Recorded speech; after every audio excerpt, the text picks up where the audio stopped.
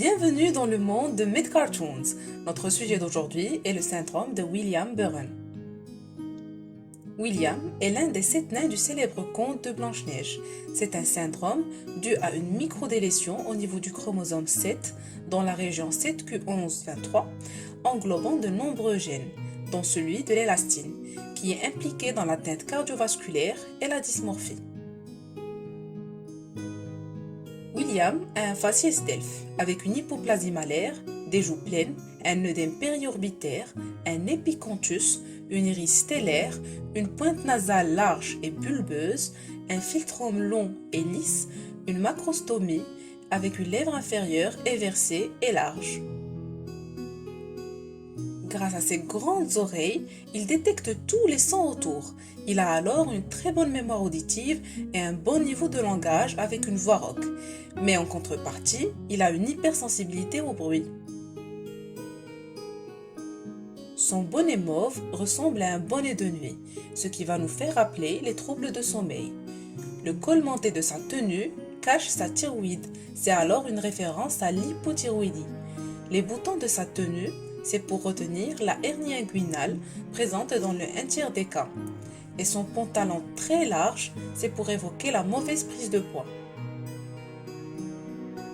William a un régime à base de lait, ce qui explique l'hypercalcémie néonatale idiopathique qui peut disparaître spontanément entre 18 et 24 mois.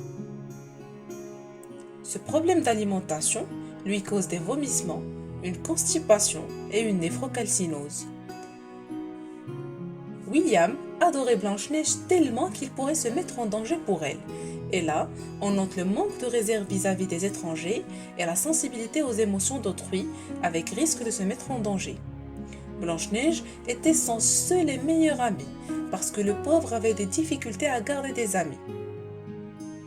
Les 7 nains vivaient au fond de la forêt, ce qui causait une grande anxiété à William, surtout avec les bruits qu'il entendait la nuit. Et à cause de son iris stellaire, il avait un déficit important de compétences visio-spatiales. Lors des marches, il est celui qui n'arrive pas à suivre le rythme, marchant toujours à pas longs et sautillants. C'est peut-être pour cela qu'il a été mis en dernier dans la file, et c'est dû à un retard moteur avec marche à 28 mois. Quand Blanche-Neige quitte les 7 nains pour partir vivre avec son prince à la fin de l'histoire, William se montre très affecté par son départ qu'il pleure à chaudes larmes sur l'épaule de son frère. On parle ici des pleurs fréquents en période néonatale. Et avec un cœur serré, il lui dit au revoir. Le cœur serré, c'est pour retenir les anomalies cardiovasculaires, notamment la sténose aortique supravalvulaire et de l'artère pulmonaire. C'était tout pour le syndrome de William Burton. Si cette vidéo vous a plu, n'oubliez pas de cliquer sur j'aime, abonnez-vous à la chaîne et partagez-la avec vos amis. Si vous avez des remarques ou propositions, n'hésitez pas et écrivez-les en commentaire. À très bientôt les amis!